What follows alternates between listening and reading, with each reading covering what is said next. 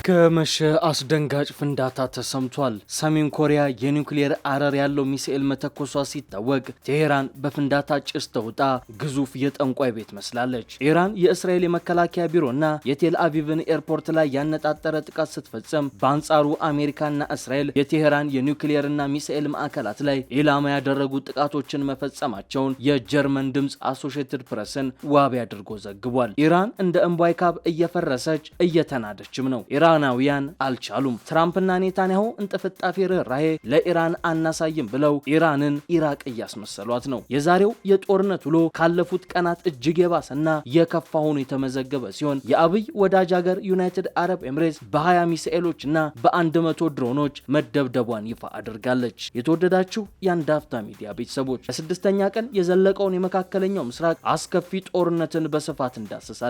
ሰሜን ኮሪያ የኒውክሌር አረር ያለው ክሩዝ ሚሳኤል መተኮሷ ዓለምን አስደንግጦ ውሏል። የዛሬውን የቀጠናውን የጦርነት ሪፖርትና ተያያዥ ጉዳዮችን እንመለከታለን። ይህን ቪዲዮ ላይክ በማድረግ እንድትጀምሩ ከወገባችን ቀንጠስ አንገታችንም ዝቅ ብለን እንጠይቃለን።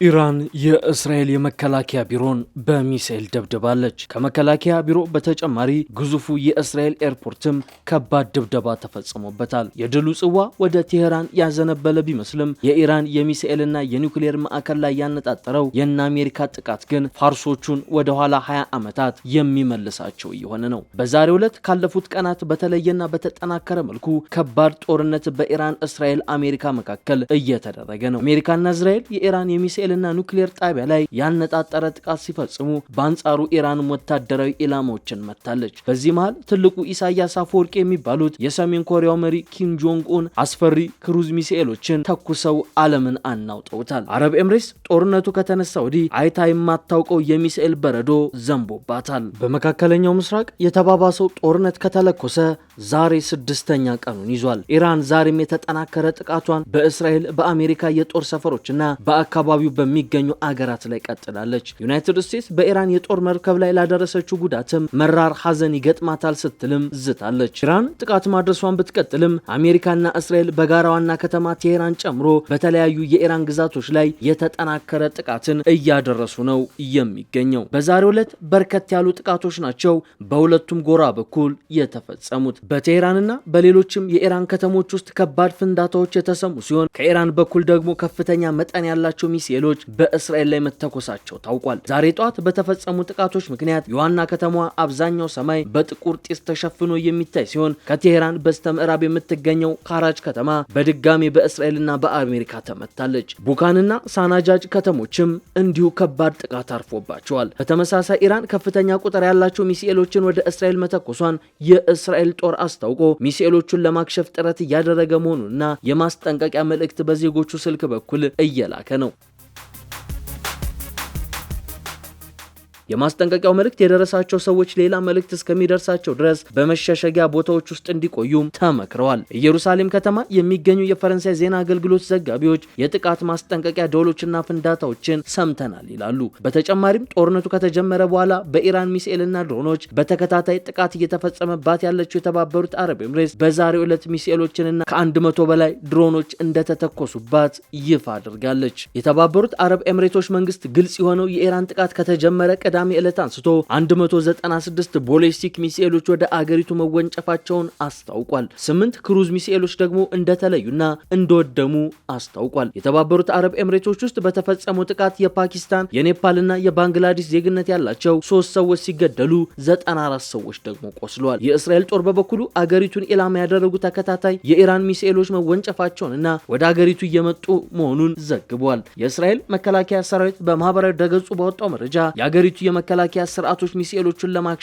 እየሰሩ ነው ብሏል። ጥቃት ሊደርስባቸው በሚችሉ አካባቢዎች ወደሚገኙ ሞባይል ስልኮችም ማስጠንቀቂያ መላኩን ይፋ አድርጓል። እዚህ ጋር ሌላው የሚጠቀሰው ጉዳይ የሰሜን ኮሪያው መሪ ክሩዝ ሚሳኤል የመተኮሳቸው ጉዳይ ነው። ሰሜን ኮሪያ ዳግም ዓለምን ጉድ አሰኝታለች። የአገሪቱ መሪ ኪም ጆንግ ኡን እጅግ ግዙፍ ከሆነ አዲስ የጦር መርከብ ላይ ሆነው አደገኛ የክሩዝ ሚሳኤሎችን ሲያስወነጭፉ መታየታቸው ከፍተኛ መነጋገሪያ ሆኗል። ይህ 5000 ቶን የሚመዝነውና ቾይ ህዮን የተሰኘው አዲስ የጦር መርከብ ገና በይፋ ስራ ሳይጀምር ነው ይህን አስደንጋጭ የሚሳኤል ሙከራ ያካሄደው። ኪም ራሳቸው በቦታው ተገኝተው ሙከራውን በፈገግታ የተከታተሉ ሲሆን መርከቡን የሀገራችን የባህር ላይ ጥበቃ አዲስ ምልክት ሲሉም በኩራት አሞካሽተውታል። ነገሩ የባሰ አስደንጋጭ የሚሆነው ደቡብ ኮሪያ እንዳጋለጠችው እነዚህ ስትራቴጂካዊ የተባሉት ሚሳኤሎች የኒውክሌር አረር መሸከም የሚችሉ መሆናቸው ነው። ኪም በጉብኝታቸው ወቅት ጠላቶቻቸውን የሚያስጠነቅቅ ቆፍጠን ያለ መልእክት አስተላልፈዋል። የባህር ኃይላችንን በኒውክሌር መሳሪያ የማስታጠቁ ስራ በሚገባና በሚያስደስት ፍጥነት እየተከናወነ ነው ብለዋል። ለጥቀውም ባለፉት 50 ዓመታት አይተነው የማናቀውን አስደናቂ የባህር ላይ ሉዓላዊነት እያስመዘገብን ነው በማለት ቀጠናውን በስጋት ውስጥ የሚጥል ንግግር አድርጓል። የሰሜን ኮሪያ የባህር ኃይል ጉዞ ግን ሁሌም አልጋ ባልጋ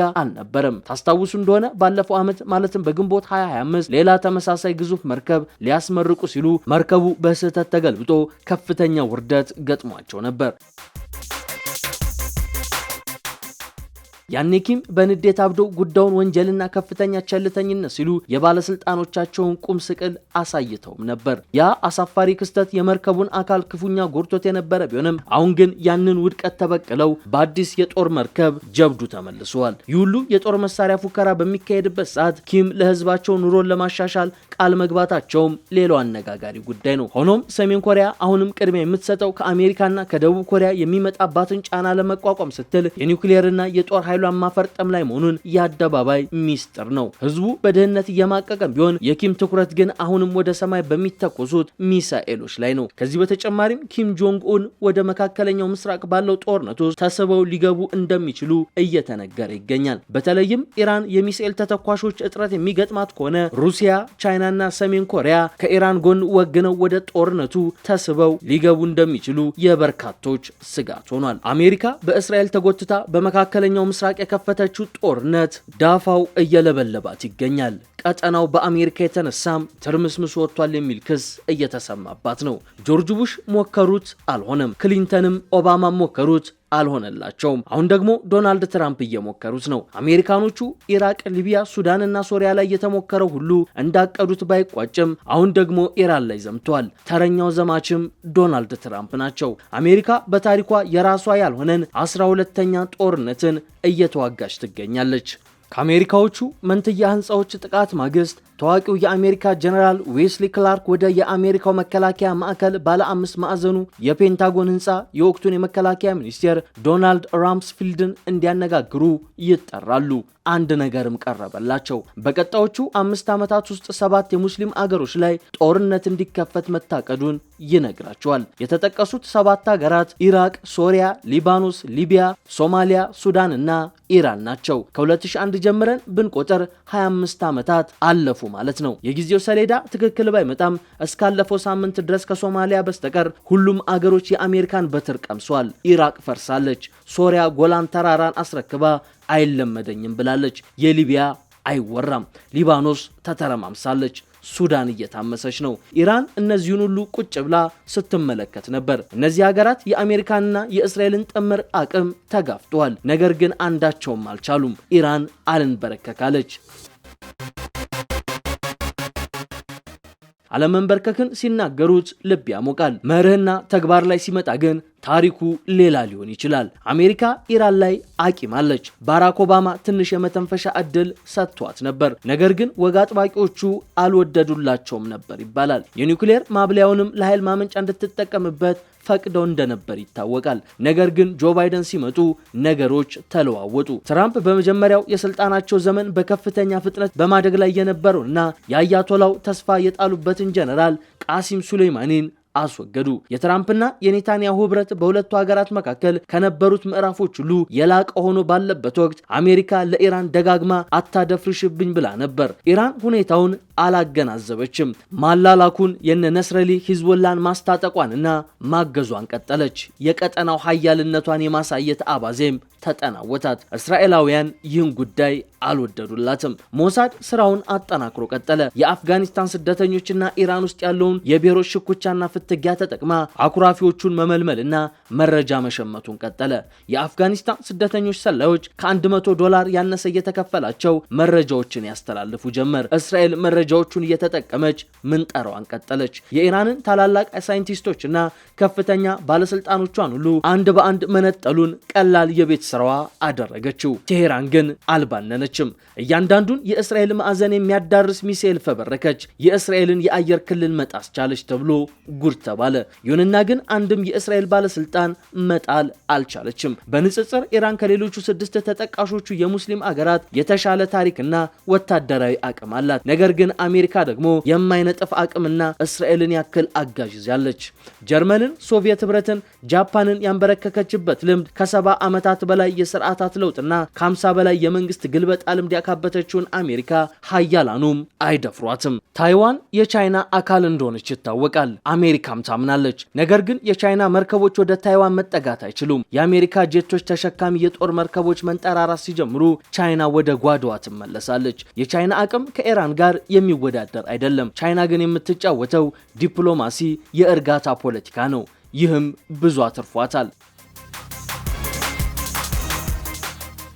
ኢራንስ ለምን ያክል ጊዜ መዋጋት ትችላለች? ከቀጠናው ውጪ አንድም ወታደራዊ ካምፕ የሌላት ኢራን ከ700 በላይ ዓለምን ያካለለ ወታደራዊ ካምፖች ካሏት ሀገር ጋር ናይዋጣልን ማለት ምን ሊባል ይችላል?